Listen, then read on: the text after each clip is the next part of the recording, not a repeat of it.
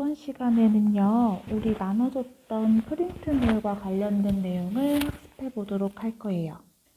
선생님 화면은 이렇게 보이는데 여러분에는 요 옆에 오른쪽에도 되어 있지. 선생님 필기를 하기 위해서 똑같지만 옆에 빈 여백이 있는 종이를 준비해 봤습니다. 일단 제자원리 하면은 떠오르는 게 뭐예요? 자음하고 모음하고 어떻게 만들어졌는지 그런 내용이 나와 있잖아. 첫 번째 초성부터 한번 보도록 하겠습니다. 일단 초성이라는 건 자음을 이야기하는 거고 기역, 니은, 디귿, 리을 이런 아이들이 자음이지. 이 자음은요, 즉 초성은요, 상형의 원리와 가획의 원리를 가지고 글자를 만들었습니다. 먼저 상형의 원리라는 것은 본떠서 모양을 본떠서 만듦이라고 쉽게 이야기를 할 수 있는데 무엇을 본떴느냐? 네, 발음기관의 모양을 본떴습니다. 그렇다면 모든 자음을 다 발음기관의 모양을 본떴을까? 아니었지. 여기 나와 있는 기역, 니은, 미음, 시옷, 이응 이 5개의 글자들을 기본자로 해서 상형의 원리를 가지고 먼저 만들었어요. 그 다음에 나오는 원리가 가획의 원리인데 가획의 원리는 획을 더하는 것을 가획의 원리라고 해. 근데 아무 때나 획을 더하는 게 아니라 소리의 세기를 반영해서 소리가 세질 때마다 획을 하나씩 더한다라는 건데 지금 기본으로 기역이라는 기본자가 있잖아. 여기에 크 이렇게 소리가 세질 때마다 획을 하나 더해줍니다. 자, 기본으로 니은자가 있잖아. 여기에서 느, 드, 트. 발음되는 곳은 동일하지만 소리의 세기의 차이가 있잖아. 소리가 세질 때마다 느, 드, 트. 이런 식으로 획을 하나 더해주는 방법으로 뭐를 만들었다? 네, 초성, 자음을 만들었다. 그런데 여기 나와 있는 자음이 우리가 사용하는 자음의 끝이 아니죠. 네, 이것 말고도 다른 자음들이 있어. 떠오르는 거 뭐가 있어? 리을. 리을 있잖아. 그치? 그 다음에 예디응 같은 경우도 있잖아.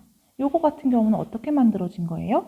네, 이체자라고 해서 초성은 기본자에 획을 더하는 하나씩 더하여 가는 방법으로 나머지 글자들을 만들었는데 이 가액의 원리를 따르지 않고 만들어진 글자를 우리가 뭐라고 한다? 이체자라고 한다. 이체자는 근본 원리가 다른 글자라는 의미로 리을, 반치음, 예디응이 이 이체자에 속하게 됩니다. 그 다음에는 중성, 즉 모음의 창제 원리입니다. 모음은요, 어떻게 만들어진 거냐면 자, 천지인삼재, 즉 하늘과 땅과 사람의 형상을 본떠서 기본자 요 3가지를 만들었어요. 첫 번째 있는 거의 이름은 아래아입니다. 그래서 아래아를 만들고 이를 만들었다. 그리고 이 기본 글자들을 조합해서 나머지 글자를 만들었다라고 나와 있네요. 자, 보면요. 이 아래아 같은 경우에는요. 하늘에 둥근 모양을 본떴고요. 그 다음에 은은 땅의 평평한 모습, 그 다음에 이는 사람이 서 있는 모습을 본떴어요.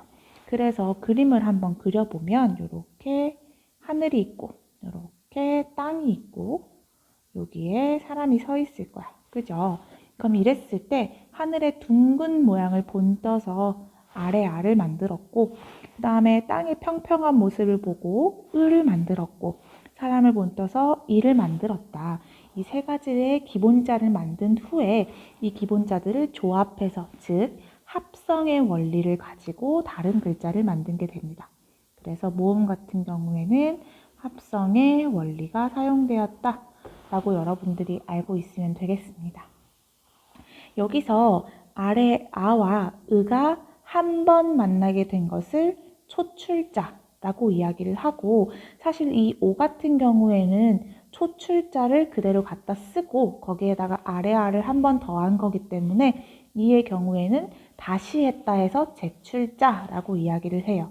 그래서 초출자를 먼저 우리 초성했고 중성했고 이제 뭐 할 차례예요? 네, 종성할 차례예요. 다시 한번 이야기를 해보자면 혹시나 까먹은 친구가 있을 수 있으니까 우리가 글자를 이렇게 쓸 때 이 위치에 오는 걸 뭐라고 해요? 그렇지, 초성이라고 하고 요 위치에 오는 걸 우리가 중성이라고 하고요. 요 마지막에 오는 글자를 우리가 종성이라고 해. 그래서 초성의 제자 원리와 중성의 제자 원리까지 배웠잖아. 이제부터 종성의 제자 원리를 배울 건데 우리 종성의 글자는 뭐를 갖다 쓰지? 그치? 종성은 우리가 자음을 쓰잖아. 근데 초성도 뭐였어? 자음이었잖아. 네, 맞아요. 그래서 종성의 글자는 따로 만들지 않고요. 초성의 글자를 다시 사용해요. 이것을 우리가 어려운 말로 뭐라고 하냐면 종성부용 초성이라고 해. 그래서 종성은 새로 만들지 않고 초성을 다시 사용한다는 뜻의 종성부용 초성이 종성의 제자 원리라고 보면 돼요. 그런데 이는 초성 글자를 모두 종성에 쓸 수 있다는 것은 아니에요. 왜 그러냐면 훈민정음 해례본 종성회에서는 기역, 이응, 디귿, 니은, 비읍, 미음, 시옷, 리을의 8글자만으로 종성을 표기해 충분히 할 수 있다고 설명하고 있기 때문입니다. 이게 뭐예요? 맞습니다. 팔종성법이에요. 여기에서 나오는 사실 종성부용 초성이라는 개념은 선생님이 수업 시간에도 이야기했던 것처럼 종성의 글자를 다시 만들지 않고 초성을 사용한다라는 것 자체는 종성부용 초성이고요. 여기 뒤에 설명이 덧붙여진 이유는 지금 우리가 중세국어를 배우고 있기 때문에 중세국어 시기에는 이 8글자만으로도 충분했다. 이렇게 이해하고 있으면 되겠습니다. 다시 한번 정리해 보도록 할게요. 일단 우리가 지금 무엇을 배웠냐면 제자 원리에 대해서 학습했어. 그치? 지금 우리가 제자 원리에 대해서 학습하고 있었고 이 제자 원리를 3가지로 나누어서 보았습니다.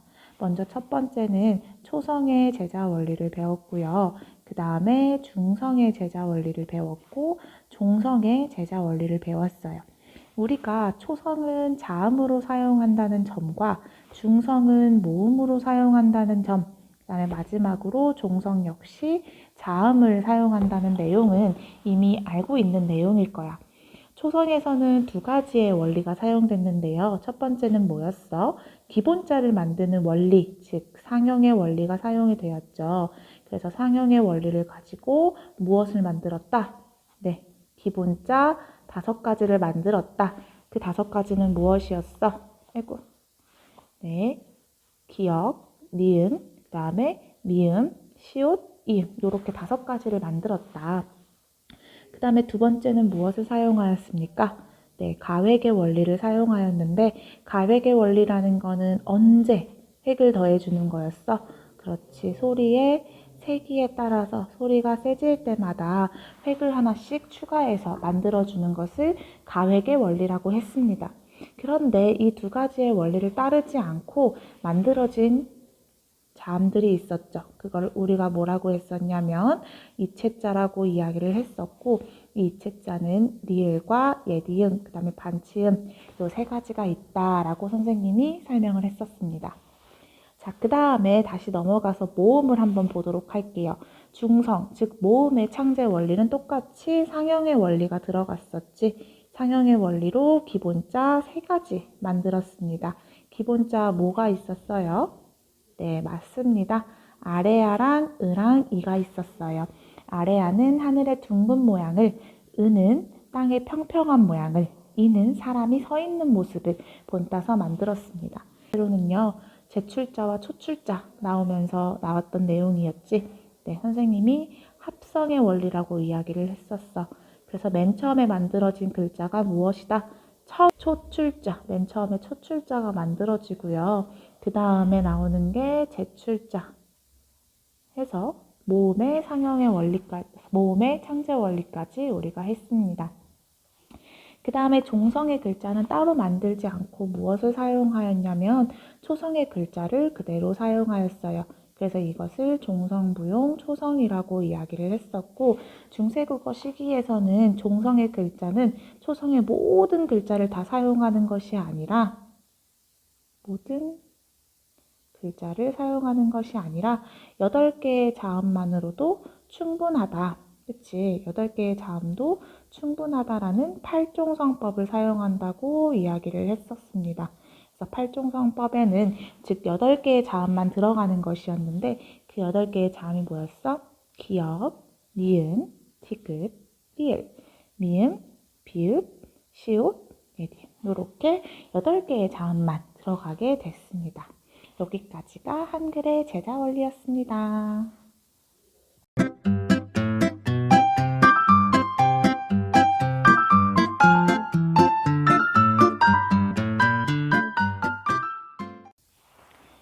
다음은 문자의 운용이에요. 문자를 어떻게 사용하였는지에 대한 이야기인데 이 부분은 우리 교과서에서 엄청 자세히 다루고 있지는 않기 때문에 이거 같은 경우는 여러분들 가볍게 보고 넘어가도 괜찮습니다. 자, 보도록 하겠습니다. 각각의 개념들에 대해서 먼저 설명을 할 거야, 선생님이. 자, 맨 처음에 연서라는 게 있었어. 연서라는 건 뭐냐면 훈민정음에서 순경음을 포기하기 위해서 이런 것들을 우리가 순음자라고 하거든요. 순음자 밑에 이 이응을 이어서 쓰는 일. 그래서 우리가 지금 자음을 쓸 때는 뭐 갑지다 했을 때 갑. 요렇게 이 방향으로 합쳐서 쓰잖아. 근데 이때 당시에는 요 방향으로 합쳐서 쓰는 게 있었어, 자음을. 그래서 요것을 우리가 순경음 비읍이라고 배웠단 말이야. 근데 사실 순경은 비읍만 있었던 건 아니고 순경은 미음, 순경은 피읍, 순경은 쌍비읍까지 있었어. 근데 순경은 비읍은 고유어를 표기하기 위함이었던 반면에 나머지 3개는 한자음을 표기하기 위한 것이기 때문에 교과서에서는 순경은 비읍을 위주로 설명을 합니다. 그래서 이렇게 쓰는 것이 연서라는 것이었구나. 여기 있는 이응 밑에 있는 동그라미는 이응을 이 방향으로 합쳐서 사용한 거구나. 이 정도로 여러분이 이해하고 있으면 되겠습니다. 그 다음에 병서라는 게 있어요. 병서는 여러분들이 익숙한 거야. 여기 나와 있는 것처럼 비읍, 시읒 이 방향으로 쓰는 걸 병서라고 합니다. 그래서 이때 각자병서 같은 경우에는 같은 글자를 나란히 쓰는 걸 각자병서라고 하고요. 합용병서는 다른 글자를 나란히 쓰는 걸 합용병서라고 해요. 2개까지 쓰는 거는 우리도 봤지만 사실 이런 받침들은 우리가 지금 쓰고 있지 않은 받침들이잖아. 그래서 이런 것도 있었구나. 이렇게 여러분들이 알고 있으면 되겠습니다. 성음법은 초성, 중성, 종성이 합해져서 음절을 형성하는 것. 여기서 문제는 뭐냐면 우리가 글을 쓸 때 초성만 가지고 뭐 밥을 쓰고 싶어.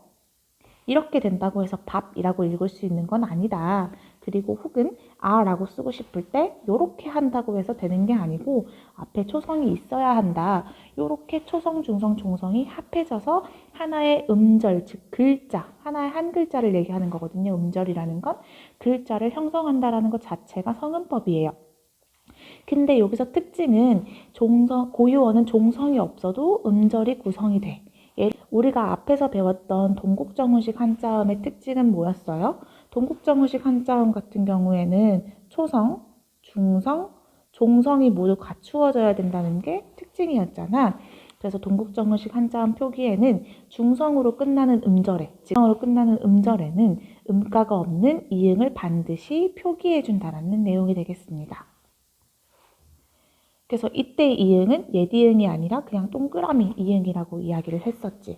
그래서 왜 세종어제 훈민정음 했을 때 생종이라고 읽으면 안 된다고 했던 게 우리가 이렇게 표기가 돼 있었거든요.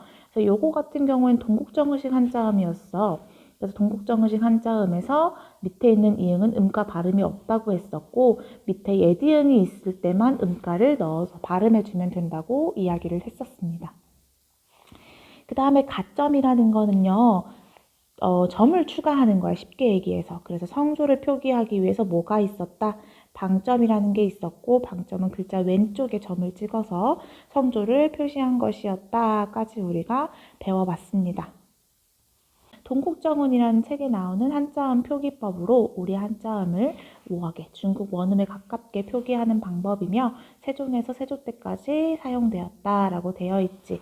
그래서 여기에 편안히 하고자 할 따름이니라 했을 때 나왔던 그 편안이라든지 아니면은 어린 백성을 위하여 했을 때 그 윙 같은 경우에는 요거 예디응이야 그냥 이응이야 얘들아? 그냥 이응이잖아. 그렇기 때문에 이 그냥 이응이기 때문에 우리가 읽을 때 위라고 읽으면 되고 이 쉥 같은 경우에도 우리가 그냥 읽을 때 셰라고 읽어주면 됩니다. 그런데도 불구하고 여기 밑에 이응이 있는 이유는 뭐야?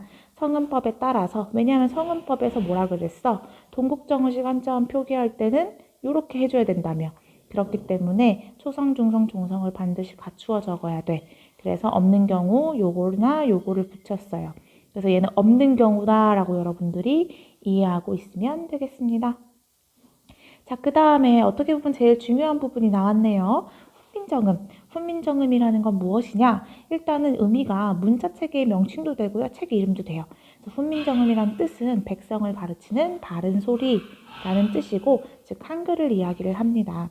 그 다음에 이 훈민정음, 이 책 속에는요, 여러 가지 창제 정신이 들어가 있는데, 먼저 자주 정신이 있어요.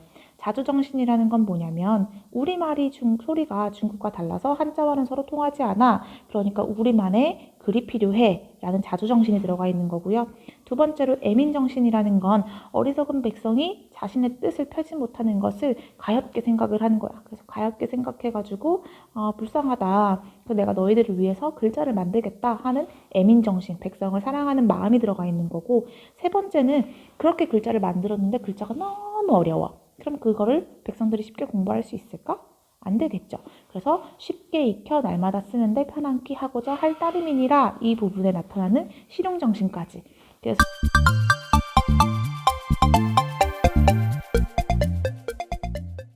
자, 그 다음에는요, 표기와 표기법의 종류에 대한 내용인데요. 일단 표기를 할 때는요, 세로 쓰기를 했어요. 선생님이 글자를 쓸 때 이 방향으로 쓴다고 이야기를 했었고, 띄어쓰기도 없었습니다.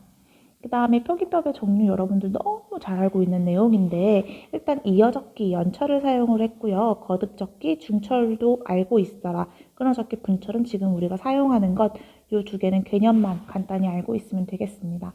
소리 나는 대로 표기하는 거야. 그래서 예를 들어서 맘을 선생님이 예시를 넣어놨는데 맘을 같은 경우에는 우리가 발음할 때 어떻게 발음해? 맘을이라고 발음을 하잖아. 그래서 요 뒤에 이어서 적는 것을 우리가 이어적기, 연철이라고 합니다. 그 다음에 받침 표기로 넘어가면요. 팔종성 가족용법, 즉 팔종성법이 나오는데 이 팔종성법 같은 경우에는 중세 시기에 쓰였던 표기 방법이고 이 칠종성법은 근대 시기에 쓰였던 표기 방법입니다.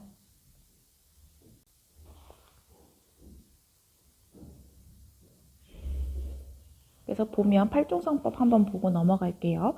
소리 나는 대로 표기하는 표음적 표기법에 따라서 정성의 기역, 니은, 디귿, 리을, 미음, 비읍, 시옷, 이응의 8글자가 쓰였다라는 건데 이게 무슨 얘기냐면 이 중세국어 시기에는 발음 나는 대로 적는 것을 우선시했다고 선생님이 이야기를 했었습니다. 그쵸? 그랬을 때 여기서 이렇게 8글자가 발음이 낮다라는 점은 음절말, 즉 종성에서 디귿과 시옷이 발음이 구분이 됐었단 얘기야. 사실 지금은 얘들아 곧이라고 적혀 있거나 곧이라고 적혀 있거나 그다음에 뭐 곧이라고 적거나 뭐로 적어도 사실 발음은 뭐라고 발음돼? 곧이라고 발음된단 말이야. 근데 이때 당시에 이렇게 나눠서 표기를 했다라는 건 안 그래도 중세국어는 소리 나는 대로 표기를 하는데 나눠 적었어? 그러면 그 말은 이거와 이 두 가지가 서로 음절말에서 발음이 구분이 되었다는 얘기야. 이해가 되죠? 그 다음에 소실 문제는 이렇게 우리가 다 공부를 했던 내용이니까 요거 페이지도 이 정도로 하고 넘어가도록 하겠습니다.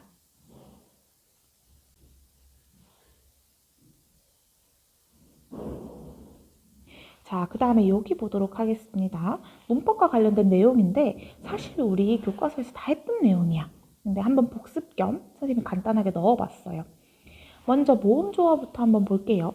모음조화라는 건 양성모음은 양성모음끼리, 음성모음은 음성모음끼리 어울리는 현상을 모음조화라고 해. 근데 이게 중세국어 때는 비교적 엄격하게 지켜졌는데 이 아래아가 소실되면서, 즉 사라지면서 혼란이 일어나기 시작했다는 내용이에요. 우리 거에서 가장 대표적인 거는 뭐가 있었어? 그치, 문자를 이렇게 있는 게 있었지.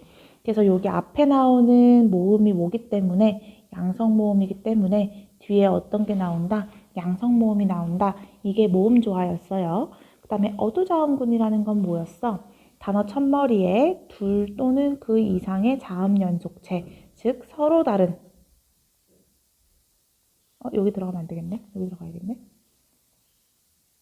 서로 다른 자음 연속체를 우리가 어두자음군이라고 이야기를 했고요. 이게 나중에 변할 땐 어떻게 변한다? 된소리로 변하게 된다 라는 내용이었습니다. 그 다음에 구개음화라는 거는 현대국어로 생각해 봤을 때 이를 우리가 발음할 때 어떻게 발음해요?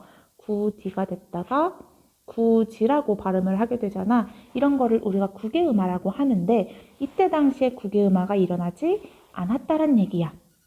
왜냐하면 표기할 때 이거를 펴디라고 표기를 해놨는데 아까 앞에서 선생님이 뭐라고 했었어?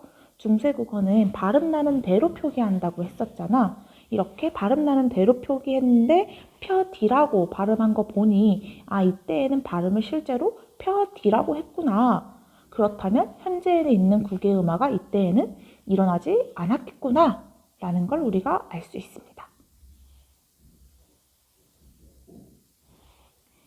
그 다음에 원순모음화입니다. 원순모음화 역시 이때에는 일어나지 않았다라는 얘기야.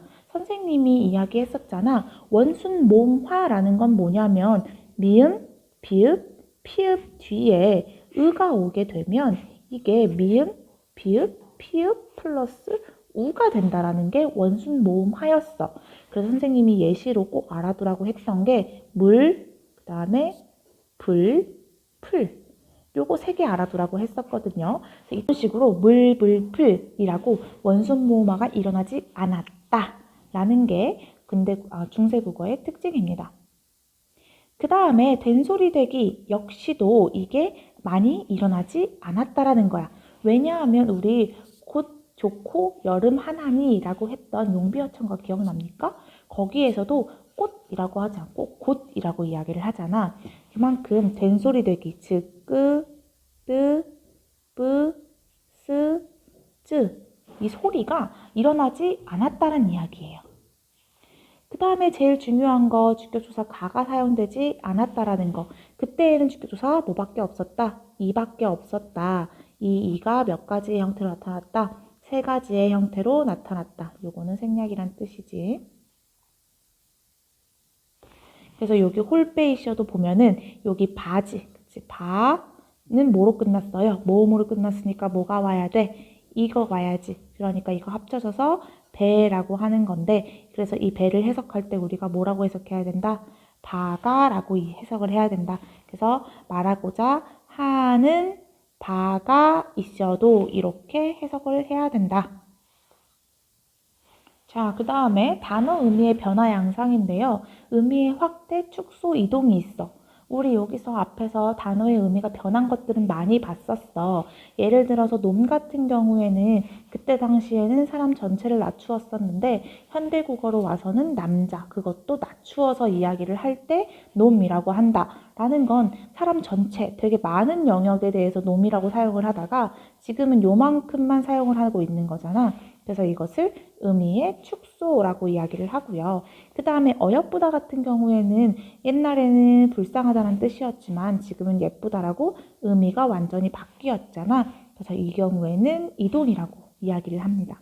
그럼 위에 있는 확대는 뭘까? 이거는 이거랑 반대되는 개념이야. 이거는 반대돼서 더 넓어진 경우를 이야기를 해요. 예전에는 영감이라고 하면 정삼품과 종이품의 벼슬아치를 이야기했는데 지금은 그냥 성별이 남자면서 노인이면 전부 다 영감이라고 이야기를 하잖아요. 이런 식으로 의미가 확대되는 경우를 의미 확대라고 이야기를 합니다. 지금까지 우리 학습지를 다 정리를 해봤는데 여러분 학습지보다는 교과서 위주로 한번 공부를 해봐. 여기까지 우리 학습지를 정리를 해봤는데 이해가 되나요?